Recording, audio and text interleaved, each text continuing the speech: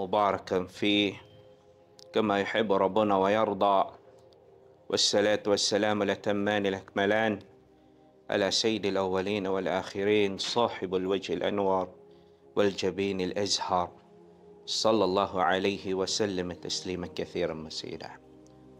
سبحانك لا علم لنا إلا ما علمتنا إنك أنت العليم الحكيم. اللهم إنا نسألك بأسمائك الحسنى وصفاتك العلى أن تعلمنا ما ينفعنا وأن تنفعنا بما علمتنا وزدنا علما. اللهم ارزقنا الإخلاص في كل قول وعمل، وبعد. السلام عليكم ورحمة الله تعالى وبركاته. Una sa lahat, papasalamat tayo kay Allah subhanahu wa ta'ala dahil tinipon niya tayo na walang iba na tinatawag natin na ang pagtitipong ito ay para sa ikalulugod ni Allah subhanahu wa ta'ala. Naway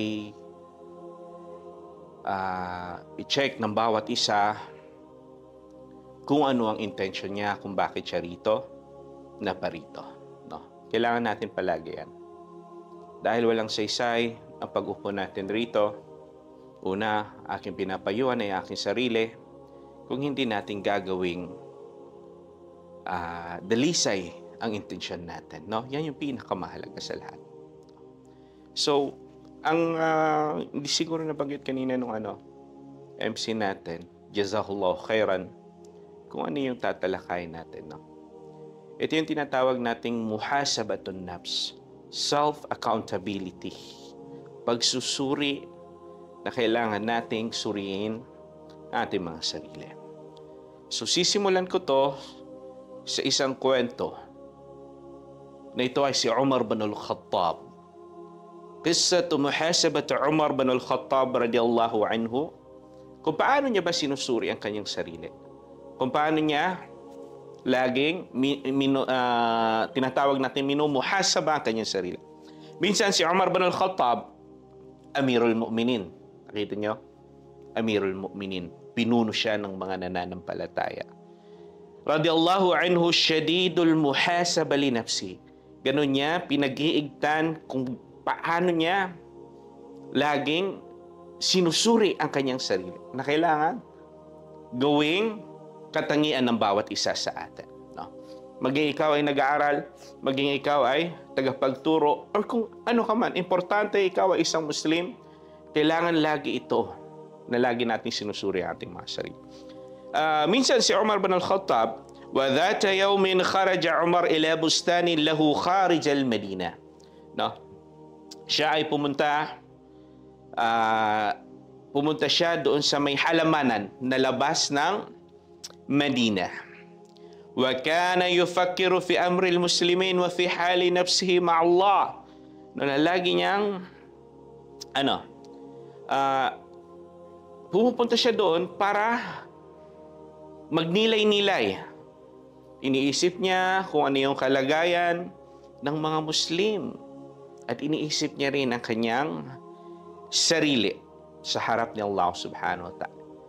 Bago siya dumating ron, lumingon siya sa kanan, lumingon siya sa kaliwa, na nakikipag-usap siya sa kanyang sarili. Nakita niyo yun? Magagawa kaya ng bawat isa sa atin.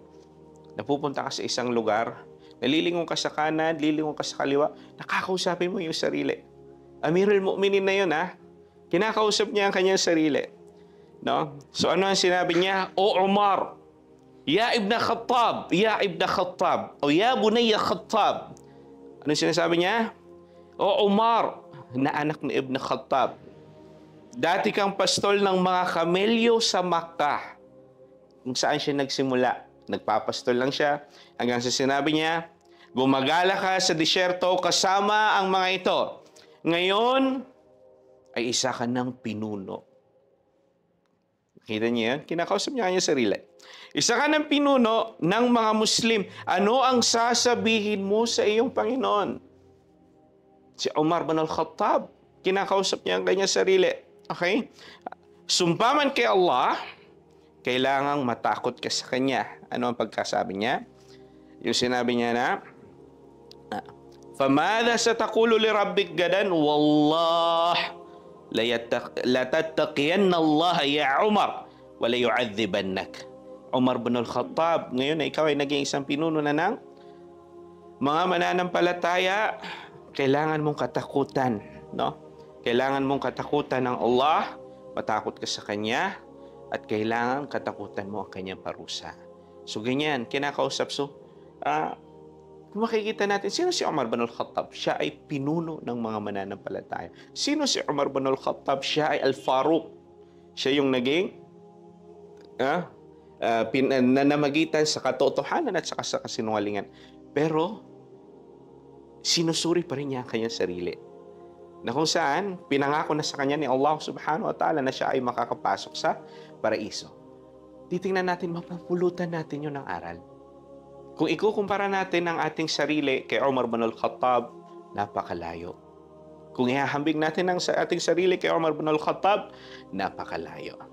Kaya yun, na ang anoy natin dito, ano ba yung tinatawag na muhasabatun nafs? No? Kailangan natin itong laging inuugnay. Okay? Muhasabatun nafs, ito yung pagsusuri sa ating mga sarili. Kailangan natin itong iugnay sa ating buhay. Okay? Kailangan lagi nating tatanungin, kung kumusta ba yung aking naging gawain? Ito ba ay katanggap-tanggap kay Allah subhanahu wa ta'ala? Kanina nagsagawa tayo ng pagdarasal. Maaaring pare-pareho tayong nakatayo. Maaaring pare-pareho tayong nagruruko, nagsusujud, pero maaaring magkakaiba tayo ng gantimpala. Kaya kinakailangan sa ginawa kong pagdarasal na yon, tanungin mo ang iyong sarili. Naging wasto ba ang aking pagdarasal? Ito yung lagi mong tatanong, siguro ang pinakamagandang oras na pakikipag-usap sa ating mga sarili bago tayo matulog. Kaya natin yon? No? Ilalayo natin ang ating mga cellphone. Okay? Magsasagawa ka ng wudu, magsasagawa ka ng sunnah, no? And then matutulog ka. Bago ka matulog, tanungin mo ang iyong sarili. Lagi nyo itong tatanong sa inyong sarili. Okay? O aking sarili, handa ka na ba? So ano yung katanungan na yun na handa ka na ba? Handa ka na ba mamatay? Siguro kung itatanong mo yung sarili mo, mangingilabot ka. Kasi wala na isa sa atin ang gugustuhin niya na mamamatay siya. Kung sasagot ng iyong sarili, handa na ako mamatay, isa kang hipokrito. Kasi nakakatakot.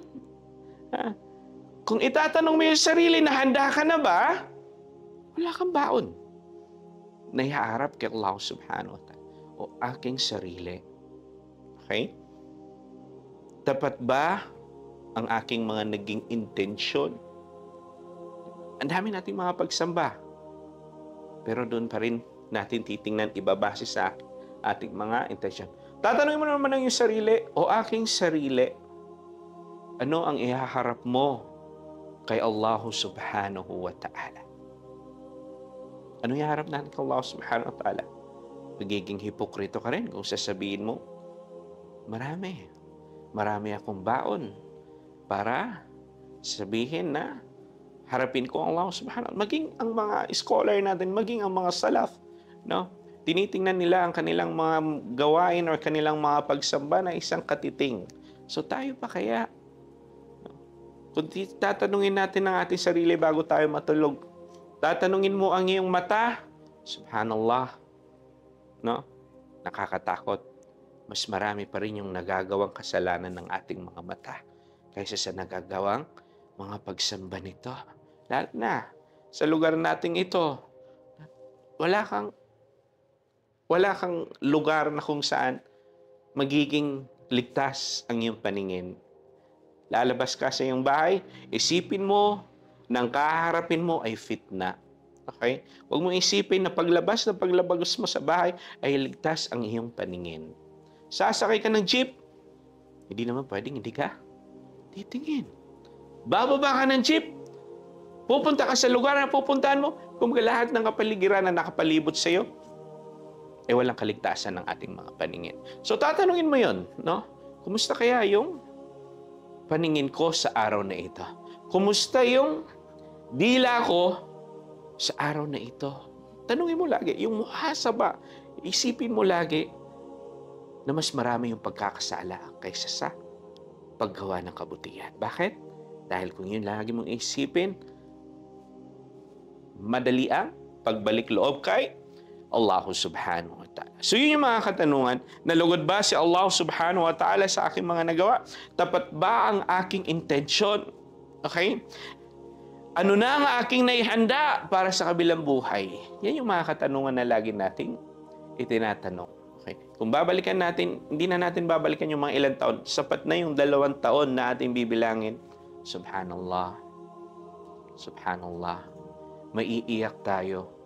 No? Kung pwedeng nakikita yung mga kasalanan natin na mga nagawa sa loob lang ng 2 taon, nakaraang 2 taon, siguro mahihiya tayo lumabas sa mga tao. Mahihiya tayong magpakita sa mga tao. Kung nakikita lang yung kasalanan natin, wala siguro tayo mukhang may harap. Hindi ko kayang humarap sa inyo. Maaaring nakikita nyo ako na Masya Allah, nagbibigay ng payo. Pero, kung nagiging lantad lang yung kasalanan, baka hindi ko kayang umupo sa inyong harapan upang magsalita dahil ikinakaya kong mas nakakasigurado, mas marami yung nagagawa kong kasalanan kaysa sa nagagawa kong kabutihan. So yun yung lagi nating itinatanong sa ating sarili, no? Yun yung tinatawag nating muhasabatun nafs, pagsusuri. No? Lagi mong tatanungin yung sarili, ano ang naiambag ko sa ummah? Sige nga, isa-isahin natin. Ano yung naging pagiging shabab ko? Pagiging, tawag rito, binata. Medyo na kasi ako nahihirapan mag-Tagalog. Ang tagal ko hindi nag-lecture na straight na Tagalog. Ngayon lang. Okay? So nakasayan ako mag-Tagalog before, pero parang 4 years na ako nagmamaranaw. Okay? So medyo niyo ako pagpasensyahan. Tanungin ng bawat isa. Ano kayong naging anay-ambag ko sa aking sarili? No? May naiambag ba tayo? Ha? Hanggang kailan tayo magiging tagapakinig? Hindi ko ba kaya na darating yung araw, ako rin yung uupo dyan na papakinggan? Kaya ba natin yun? Yung mga syabab, kaya ba natin yun? Kaya natin yun. Okay. Kaya lang wala tayong tiwala sa ating sarili, no? Ang akala natin sa ating sarili, no? Kumaga sa laban, underdog lagi tayo. Hindi, kaya niyo 'yun. Okay? Huwag kayong panghinaan, no? Gusto namin ng maraming syabab na gumagalaw.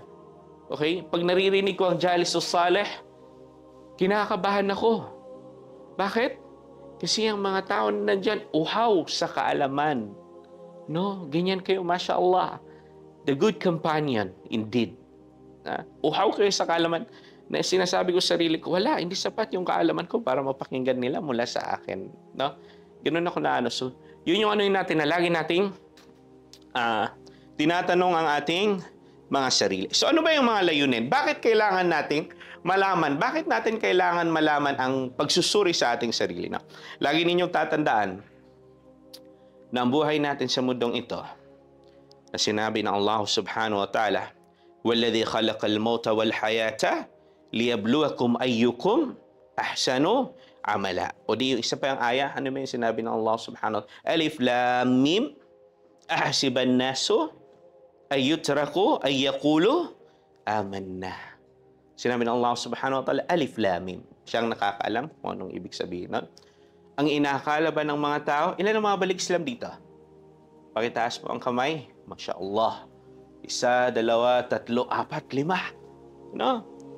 Ito yung isipin niyo palagi. No? Ang inaakala ba ng mga tao, ahasiban nasu ay yutraku ay yakulu amanna, dahil kayo ay yumakap sa pananampalatayang Islam, dahil ikaw na binata ay nagpatuwid kay Allah subhanahu wa ta'ala, hindi ka nasusubukin ni Allah subhanahu wa ta'ala. Bakit ganun? Hinakap ko ang pananampalatayang Islam, pero mas naging miserable ang aking pamumuhay. Bakit ganun? Na kung saan itinigil ko ang mga bisyo, sumama ako sa mga mabubuting mga kabataan, ay mas lalong sinusubok ako ni Allah subhanahu wa ta'ala. Bakit ganun? Sa mga kababayan, nagnikab ako, naging maayos ako sa aking sarili, ay sinusubukan ako ni Allah subhanahu wa ta'ala. Kumbaga parang mas naging miserable ang aking buhay. Yes. Kasi ang Allah subhanahu wa ta'ala mismo ang nagsabi. Hindi nangangahulugan na ikaw ay nagpakatino, ikaw ay tawag rito, naging mabuting Muslim or Muslima, ay hindi ka nasusubukin ni Allah subhanahu wa ta'ala. Bakit? Walakad fatanna alladhina, sinubukan ni Allah subhanahu wa ta'ala maging ang mga propeta, hindi sila naging ligtas sa pagsubok. Kung titingnan ninyo ang mga pagsubok na yan ay binigay sa inyo ni Allah subhanahu wa ta'ala, wala yan sa pagsubok ng ating mga propeta. No? Bakit nga ba tayo sinusubukan ni Allah? Sinusubukan niya kung ikaw ba ay tunay na nagpapakatotoo. Okay, nagbalik Islam ako. Tinakwil ako ng asawa ko. Diyan titingnan ni Allah kung gaano ka nagpapakatotoo. Kung ikaw ba ay nagpapakatotoo or kung ikaw ay nagsisinungaling. Kaya tandaan nyo yung mga pagsubok na yan. Minsan yan yung nagiging natin na nagmumuhasaba tayo, sinusuri natin ang ating mga sarili na may mga pagsubok, okay? Para yun ay mas pag-igtan mo ang mga pagsamba kay Allah subhanahu wa ta'ala. Okay. Ano ba ang sinabi rito? So kapag yan, kailangan mo magnilay-nilay. Ang buhay ay hindi lamang para sa kasiyahan. Kung titingnan natin ang mga ilan, subhanallah, puros mundo. Ang hirap makipagsabayan sa mga tao ng habol nila ang mundo. Di ba? Ang daming mga ngayon, ang dami nating gusto. Kasi yan yung nature nating mga tao. Anong gusto natin? Tingnan nyo yung mga gadget, hindi natin mahabol yung gadget, no? Dati, okay na yung magkaroon ka ng iPhone 10. Ngayon, nasa iPhone 16 na ngayon, di ba? So, mundo. So, yun yung lagi nating isipin na lagi nating minumuhasaba ang ating mga sarili. Ano ba? Ang utos ni Allah subhanahu wa ta'ala ay ang magnilay tayo sa ating mga sarili.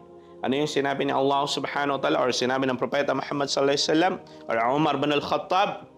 Pananagutin, hasibu anfusakum. Ano maana hasibu anfusakum? Suriin ninyo ang inyong mga sarili bago pa kayo suriin. Okay? So, lagi yan. Okay. Lagi mo pag-isipan ng iyong sarili, ano ba ang naiambag ko sa araw na ito? Ano ba ang nagawa ko sa araw na ito? Kung naisip mo yung nagawa na yon, isipin mo, naging tama ba ang intention ko sa paggawa na yon? No? Bago pa kayo suriin ni Allahu subhanahu wa ta'ala na sinabi ni Umar bin al-Khattab. Okay. Ano ba yung sinabi ni Allah subhanahu wa ta'ala? Ya ayyuhalladhina amanu. Sino tinatawag ni Allah?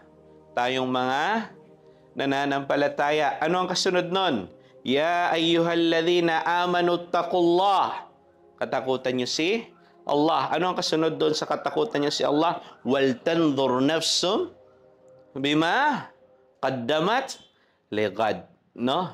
So tingnan ng bawat kaluluwa kung ano ang naihanda niya saan? Sa araw ng paghuhukom. Diba? So kung titingnan natin, lagi tayong gumagawa ng mabuti dahil hindi natin alam kung ano yung tatanggapin sa mga gawain natin mabuti. Okay? Iiwan natin ang mundong ito sa ating mga kapatid na mga balik Islam, sa inyong mga kabataan, talamak yung fitna. Talamak yung fitna. Subhanallah. Ang akala ninyo, marami yung mga nagpapakabuti. Hindi.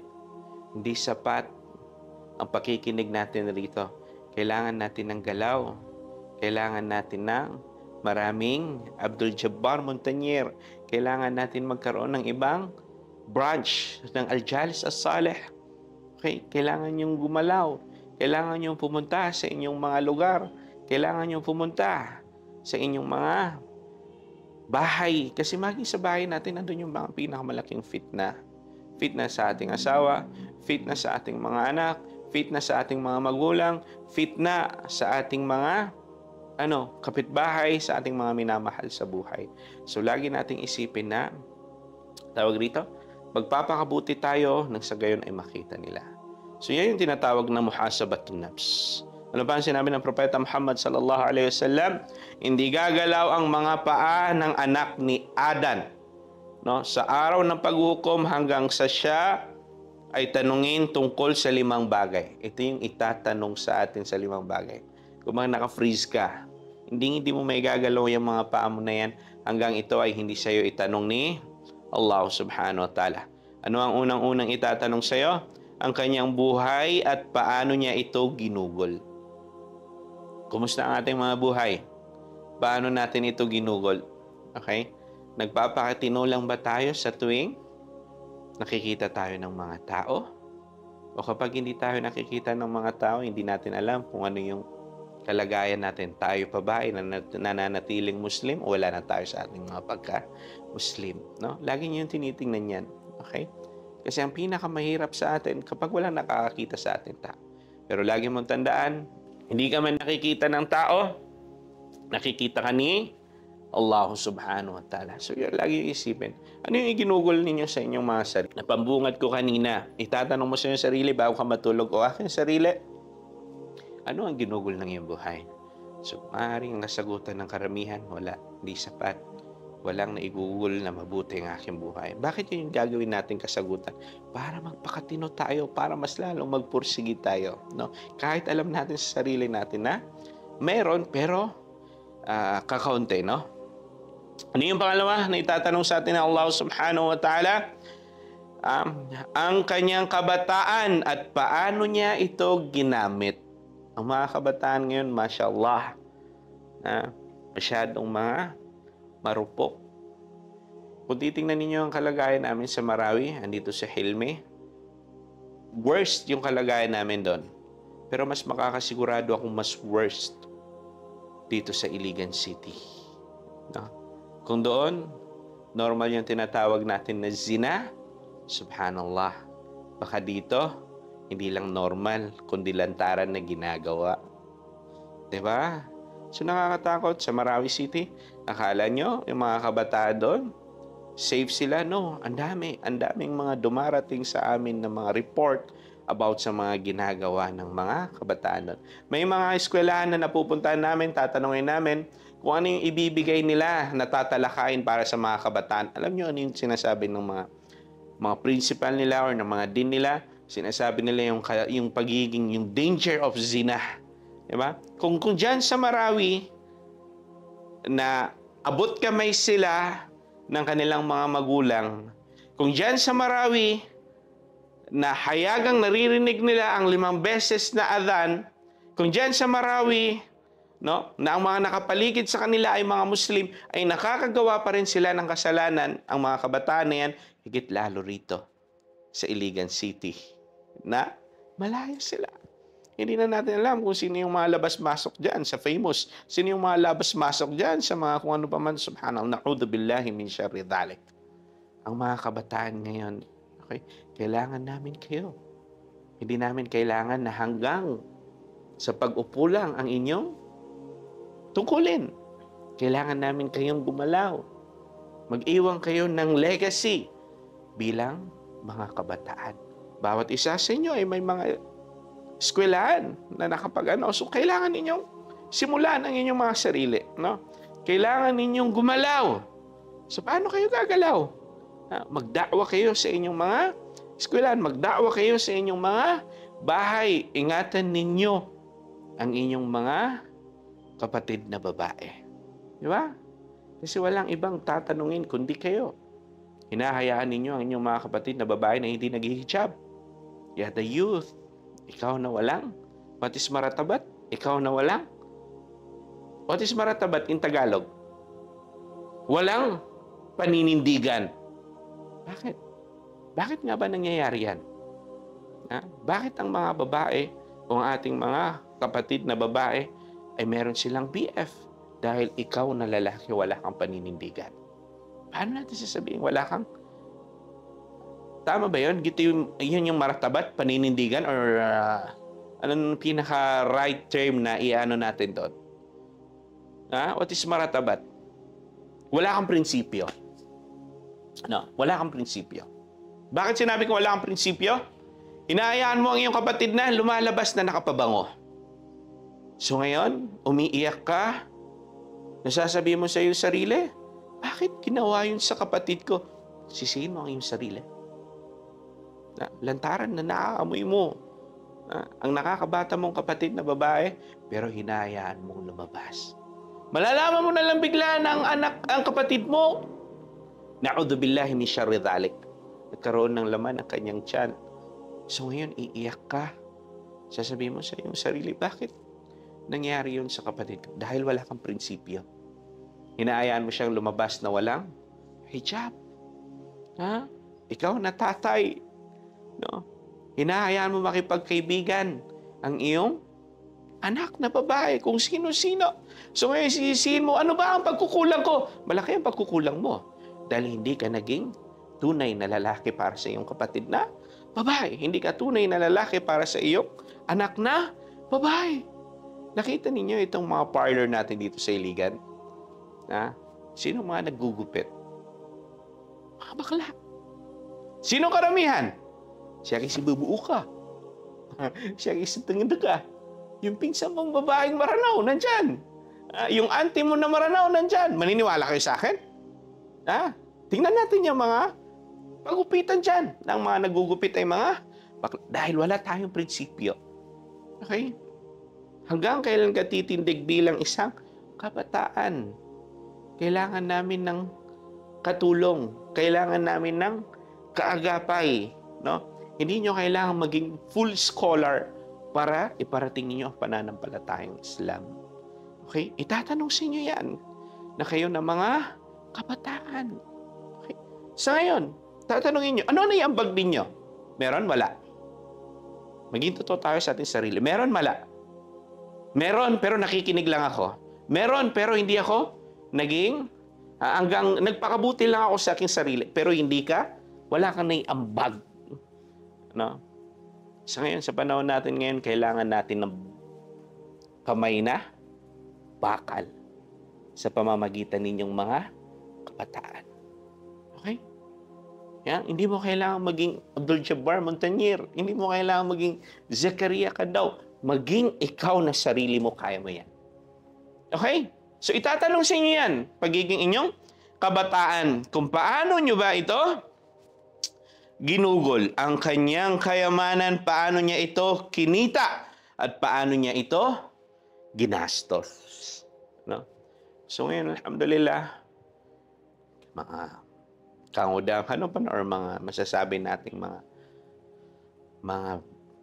what is kangudaan? Andyan pa kayo sa pagiging kabataan, no? So inshallah, in the future, magiging mga stable kayo. Tingnan niyo yung Al-Jalis As-Saleh. Merong isang Abdul Jabbar Montañer, pero sa mga likod nito, ay ang kanyang mga kasamahan na tumutulong. Di ba? So tingnan natin, darating yung panahon na magkakaroon tayo ng inshallah, stable na trabaho. So isipin natin, paano natin yun? Minsan, nagmumuni-muni ako sa aking sarili, sana yumaman ako. No? Hindi dahil para bilhin yung mga gusto kong sasakyan, hindi dahil para bilhin ko ano yung mga gadget or ano pa man. Wala akong ibang hinangad, sana yumaman ako na magkaroon ako ng sarili kong masjid, na itatayo ko doon yung sarili kong bahay, na hindi ko na kailangan pumunta sa mga iba't ibang lugar para magbigay ng payo or para magbigay ng tawag rito, seminar. Doon na ako sa masjid ko. No? Ang sarap. No? Minsan, naiisip niyo yan. Sana meron akong sariling masjid. Hindi kailangan napakalaking masjid, no? Yung sapat na magkakasya yung 50 or 100 na katao, na doon lang ako lang yung nag-iimam, ako yung naglilinis, ako yung... minsan kaya may mga taong ganyan yung mindset niya, na napakasimpleng pangarap, pero fulfilling siya. Di ba? So yun, isipin nyo lagi kung ano yung mga kayamanan ninyo, ginugugol ninyo, kung paano nyo ito ginamit. Yan yung pangatlo. Ano ba ang sinabi rito? At ang kanyang kaalaman. Ano ang ginawa niya rito? Ang dami ninyo naririnig sa mga seminar. Ano sa palagay ninyo? Hindi yan itatanong sa inyo ni Allah subhanahu wa ta'ala. Kayo na aming mga kapatid na balik Islam, natutunan ninyo ang tauhid. Sa araw ng paghuhukom, hahabulin kayo ng inyong mga kamag-anak. Si Tito, kaya ako naging ganito dahil hindi niya sa akin pinarating kung sino si Allah. Pananagutan niyo yan sa araw ng paghuhukom. Kayo na mga kapatid naming mga Maranao, na mga born Muslim. Okay? Akala nyo nakikinig lang kayo pero wala kayong masuliya? Wala kayong responsibility? Yung mga naririnig nyo rito, kung hindi nyo ito maiparating sa inyong mga mahal sa buhay o sa inyong mga kamag-anak, itatanong nyo yan sa araw ng paghuhukom. Wala na, hindi na yung tatanong sa Al-Jalis As-Saleh. Natapos na yung kanilang tungkulin. Naiparating nila sa inyo, at ngayon na naiparating na sa inyo, kailangan maiparating nyo yan sa inyong mga mahal sa buhay. Nalaman nyo na hindi pala pwede na yung babae lumalabas na may pabaho, tapos hindi mo maiparating sa araw ng paghukom, sisingilin yan sa inyo ng Allah subhanahu wa ta'ala. Hanggang kailan ka naging tagapakinig? Hanggang kailan ka naging estudyante? Hanggang kailan ka naging estudyante na hindi paparating? So yan yung mga 5 kaalaman na itatanong sa inyo ni Allah subhanahu wa ta'ala na hindi gagalaw ang inyong mga paa hanggang sa hindi maitanong sa inyo yan. Ano yung unang-una na sinabi rito? Ano yung sinabi natin? Ang kanyang buhay, kung paano niya ito ginugol. Ang kanyang kabataan, paano niya ito ginamit. Ang kanyang kayamanan, paano niya ito kinita or paano niya ito ginastos. Okay? At ang kanyang kaalaman, ano ang ginawa niya rito.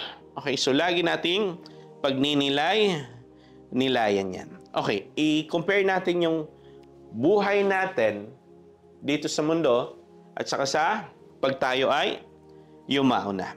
Okay?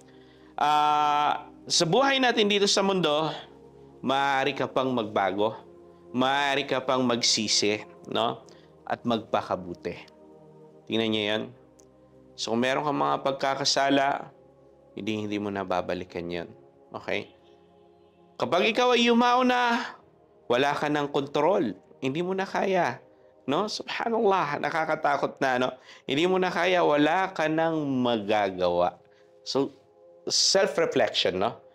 Life versus death. Buhay ka pa, may panahon pa. No?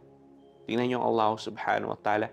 Kung ikaw ay hindi naging mabuti, ngayon na ikaw ay nagbalik loob kay Allah subhanahu wa ta'ala, ang Allah subhanahu wa ta'ala mismo pa ang tumatawag sa iyo, Ya ibadi, o aking mga alipin, humingi kayo ng kapatawaran sa akin at kayo ay aking patatawarin.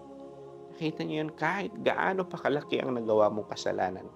Ito ang kagandahan nating mga Muslim, na meron tayong Rabb, meron tayong Panginoon, na hihingian natin ng tawad. Pero kapag ikaw ay mamatay, wala na. Andun na yung pagsisisi. Magsisisi ka na, lahat-lahat na lang gagawin mo. Okay? Ano ba? Bukas ang pintuan ng taubah. Kapag ikaw ay buhay pa. Pero kapag ikaw na ay mamatay, sarado na ang pintuan ng pagsisisi. Wala nang pagsisisi. Okay? Kapag ikaw ay buhay pa, meron kang sariling pagsusuri sa sarili na pwede mong hikayatin. Okay? Pero kapag ikaw ay namatay na, wala nang mangyayari. Okay? Maaari mong hubugin ng iyong kapalaran sa pamamagitan ng mabubuting gawa. Kapag ikaw ay namatay na, wala na. No? Andun na yung pagsisisi. Okay? So yun yung tinatawag nating muhasabatun nafs. Lagi ninyong tatanungin ang iyong sarili. Mamayang gabi, magwudu kayo, magkaroon kayo ng sinserong pakikipag-usap sa inyong mga sarili. Siguro maiiyak kayo kung pwede lang magsalita ang inyong mga sarili na sasagutin ng inyong mga kasagutan. Handa ka na ba o aking sarili? Walang ibang sagot niyan, kundi sasabihin niya ay hindi ka pa handa. Okay? So ano ba yung mga dapat nating gawin, no? Na kailangan nating para always natin na ating mga sarili, epektibong isagawa ang pagsusuri sa sarili, no? Araw-araw na pagninilay, gaya ng sinabi natin, bago ka matulog, itanong lagi ito sa iyong mga sarili, ano ang nagawa ko para kay Allah sa ngayon? Yung araw lang na ito. Ano ang nagawa ko para kay Allah sa ngayon? Alhamdulillah, nandito ako, nakikinig ako, alhamdulillah. Ang sarap matulog na meron kang na-achieve na para kay Allah subhanahu wa ta'ala. Ano ba? Okay. Nagkasala ba ako na hindi ko pinagsisihan So kung meron ka naisip na pagkasala, agad-agad pagsisihan mo yan. No? Always natin rini-renew ang ating mga intention. Suriin ang iyong niya bago gumawa ng anumang bagay. Bakit ako pupunta sa mabit na yon? Okay, napilit ako eh. Ha? Meron bang mga napilit dito? Bakit ka pumunta sa mabit na ito? Wala, gusto kong makita yung mga kaibigan ko. Wala, gusto kong tumakas sa pamilya ko. Gusto kong lumayo sa pamilya ko. Gusto kong makipag-usap. No, hindi. Hindi yan yung magiging intensyon nyo. Wala kayong ibang intensyon, kundi, para kay Allah subhanahu wa ta'ala. Wala kayong ibang intensyon, kundi, ang pakikipagkaibigan. Tingnan nyo, bawat isa sa inyo may mga kaibigan na hindi matino. Okay? Andun yung nakikipagkaibigan kayo sa kanila, nakikipag-usap kayo sa kanila, pero iba pa rin kapag ang kaibigan mo ay may pananampalataya. Bakit? Yung mga kaibigan nyo yan na may mga pananampalataya, maaaring sa araw ng paghuhukom, o di kaya ay kapag nasa paraiso na siya, hahanapin ka niya. Kaya kung meron kayong mga may talik na kaibigan rito, sabihin mo sa kanya, aking kaibigan, aking kapatid. Kung hindi mo ako makita sa paraiso, hanapin mo ako sa paraiso. Kaya ako, sasabihin ko sa inyo, kung hindi nyo ako makita sa paraiso, minsan na naging ang sheikh na yan, na naging dahilan para marinig ko, hanapin natin ang bawat isa sa paraiso. Kaya ba natin yon? Kaya nyo bang itanong yon sa inyong mga kapatid, sa inyong mga kasama rito? Na kapatid ko, nabalik Islam. Kayo na mga kapatid namin, nabalik Islam. Dahil kung titingnan natin, mas maliit ang inyong kasalanan, ituring sa amin ng mga matagal ng mga Muslim. Kaya paghigtan ninyo ang inyong mga paggawa ng mga mabubuti at paghigtan ninyo ang inyong mga intensyon. Kasi para kayong mga bagong sanggol na isinilang. Okay? Kailan ka pa nag-embrace? Since 2022 April, subhanallah. Kung may timbangan lang rito na titimbangin, okay? Iko-compare sa mga pagkakasala kasi ang mga bagong Muslim, yung mga taong nagtauba, kamanladang bala, ay parang wala na siyang kasalanan. I-compare sa amin ng mga born Muslim, subhanallah, mahihiya kami. So kaya pagbutihan ninyo ang inyong pagiging balik Islam. No? Ganun pa man, na konti ang inyong kasalanan, ang titingnan pa rin ni Allah subhanahu wa ta'ala ay sukurian yung kahuhulihan sa tao. So congratulations sa inyong mga kapatid namin mga balik Islam. No? Nakakatuwa. Okay? Kaya siguraduhin nyo ang kahuhulihan sa inyo ay ang maganda. Okay? Ano ba? No? Madalas na humingi ng kapatawaran kay Allah subhanahu wa ta'ala. Okay? Maging ang propeta Muhammad sallallahu alaihi wasallam, no? Gabi-gabi, humingi siya ng kapatawaran kay Allah subhanahu wa ta'ala. Nanginginig ang kanyang paa. Napakaliit kasi ng kwarto nila ni Aisha radiyallahu anha, no? So, ang Aisha radiyallahu anha parang ano yung parang inano niya yung ano niya kasi hindi sila kasya kasi nagpo-pray ang Prophet Muhammad sallallahu alaihi wasallam hanggang sa naitanong ng propeta ni Aisha radiyallahu anha, "Ya Rasulullah, bakit mo ginagawa yan? Na ipinatawad na sa iyo ni Allah subhanahu wa ta'ala ang nauna mong kasalanan at ang paparating na iyong kasalanan." So ano sinabi ng propeta Muhammad sallallahu alaihi wasallam? "Afala akunu 'abdan shakura?" Hindi ba ako magiging alipin na pagpasalamat kay Allah subhanahu wa ta'ala? Ang propeta sallallahu alaihi wasallam ay 70 beses siyang humihingi ng kapatawaran kay Allah. So tayo, sige nga, nakapagsabi pa tayo ng astaghfirullah sa araw na ito? Nakahingi ba tayo ng kapatawaran kay Allah subhanahu wa ta'ala? So always natin, no? Always natin gawing bukang bibig ang pagsasabi ng paghingi ng kapatawaran kay Allah subhanahu wa ta'ala. Higit lalo ang pagsasabi ng astaghfirullah. Okay? Kung titingnan nyo lang kung ano yung kapangyarihan na meron sa astaghfirullah, subhanallah, hindi na ito bago sa inyong mga pandinig. Kilala niyo si Imam Ahmad bin Hanbal. Ang kwento ni Ahmad bin Hanbal at saka yung isang panadero. Imam Ahmad bin Hanbal, minsan ay nakapunta siya sa lugar na yon, no? Hindi alam ng mga tao kung ano ang kanyang itsura. Ganyan ang kagandahan ng mga scholar dati. No? Hindi hayag sa mga tao kung ano ang kanilang itsura. Ang hayag lang sa mga tao kung ano ang pangalan. ng isang scholar na yon dahil doon sa nagawa or naiambag niya na kabutihan or kaalaman. Dumating siya sa lugar na yon. Ninais niyang magpahinga sa masjid. Pero yung tawag rito, yung caretaker ng masjid na yon, tagabantay sa masjid na yon, hindi niya pinayagan si Imam Ahmad bin Hanbal. No? Hanggang sa nakiusap si Ahmad bin Hanbal na sinabi niya, pwede ba na kahit ito lang kinatatayuan ko dito ako matulog? Hindi pa rin siya pinayagan, no? Caretaker na yun ng masjid. Pinalabas niya. So yung si Imam Ahmad bin Hanbal, lumabas siya. Ayun ngayon, nabanggit na natin nung ako ay ginawa yung panauhin, na siya ay minsan nakakatulog na siya sa kalsada, no? Para lang sa paggawa, para lang sa pagpaparating ng kaalaman. Dinaanan siya ng panadero na ito. Yung panadero na ito, nakita niya ang matanda na si Imam Ahmad bin Hanbal. No? So pinasama niya, sinama niya doon sa lugar niya, si Imam Ahmad bin Hanbal, nakikita niya yung panadero na yun na wala siyang ibang bukang bibig, kundi ang pagsasabi ng Astaghfirullah, Astaghfirullah, Astaghfirullah. Gumagawa siya ng tinapay, nag-istighfar siya. Kukunin niya yung gamit, nag-istighfar siya. Lahat ng kanyang gawain, nag-istighfar siya. Nagulat si Imam Ahmad bin Hanbal at tinanong niya, ano ang naidulot sa iyo ng pagsasabi ng Astaghfirullah o pag-istighfar? Sabi ng panadero na yon, wala pa akong panalangin kay Allah subhanahu wa ta'ala na hindi sa akin naibigay ni Allah. Maliban lamang sa isa. Okay? Maliban lamang sa isa na hanggang ngayon ay hindi ko pa nakakamit. So tinanong ni Imam Ahmad bin Hanbal na sinabi niya, ano ang panalangin na iyon? Sinabi ng panadero, ang makita ko si Imam Ahmad bin Hanbal. Subhanallah. So nakita niyo? Dahil lang sa istighfar. Okay? So mismo sa akin, nangyari mismo sa akin. Meron tayong mga kapatid na mga Maranao way back 2014. Hindi ako nagkakamali. Or 2012. Ang tagal na nun.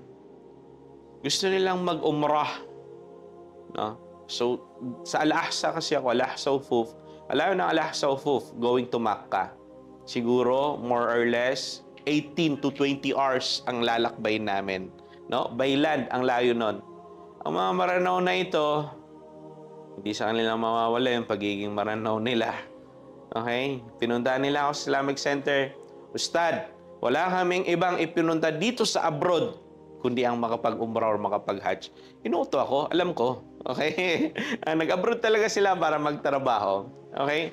So sabi ko, hindi kayo pwedeng pumunta na Makkah dahil wala pa kayong mga ikama. Sino mga ex-abroad sa inyo? Wala ba? Alam mo yun, yung ikama. Ano? Ang daming taftish, ang daming checkpoint. From Al-Ahsa, Dammam, going to Riyadh, going to Taif, ang daming checkpoint. Sabi nila, Ustad, Diemir ka Aprila, hindi ka namin patatawarin. Ganun katapang ang mga Maranao, sabi ko. Tinakot pa nila ako. Sabi ko, Ustad, o pa man parang sinasabi nila, hindi mo pera yan ng Islamic Center. Alam ko, pero hindi kayo pwedeng bumiyahe dahil wala kayong ikama. No? Huliin at huliin kayo. Okay. Wala pa rin, kinabukasan, dumating sila. 2 bus. Siguro ang dami nila, 70 plus na mga Maranao. Okay? So dahil yung bus, ano na yung mga bus?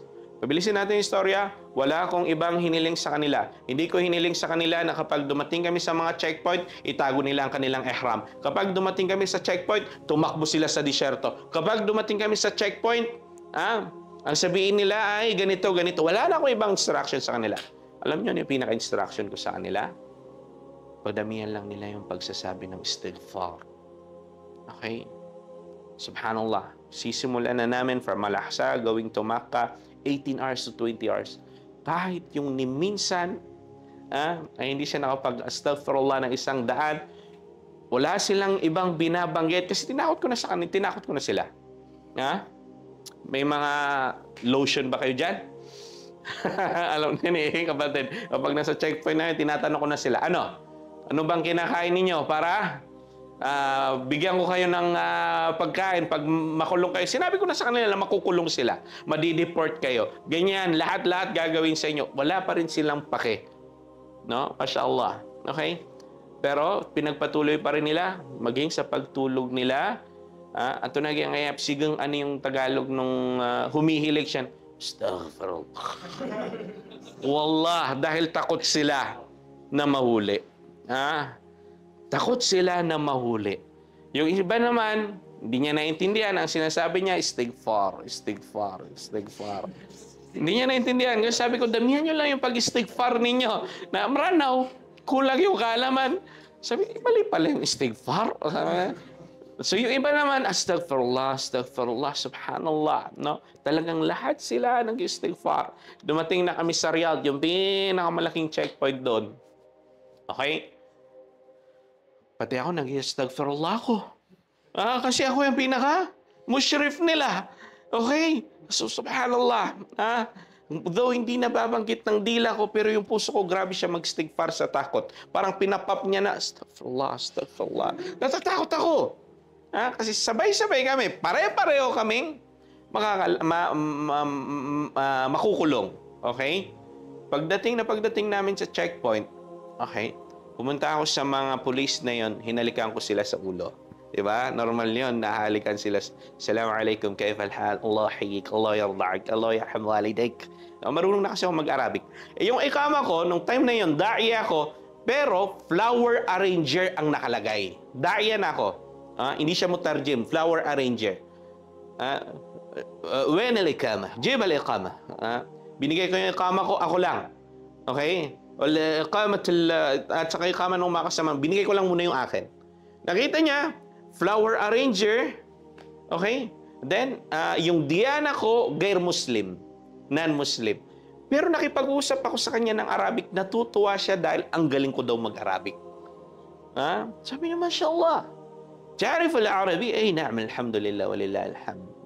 أنت شو اسمه مسلم جديد؟ balik Islam ka ba? Parang taufik mula kay Allah na nasabi ko na oo. Okay? Natuwa siya sa pagsasalita ko ng Arabic. Dahil bihira lang yung balik Islam na fluent sa Arabic. Pinagkape ako na nanginginig ako. Sabi ko, baka mas matagalan pa kami rito. Sabi ko, pero nag-astaghfirullah pa rin ako. Kumakain ako, astaghfirullah. Ushendek, ano meron sa'yo? La, astaghfirullah. Sumasagot ako, astaghfirullah. Sa sobrang takot ko. Okay, believe it or not, linagyan ng sticker yung bus namin, dire-diretso na kami na walang checkpoint.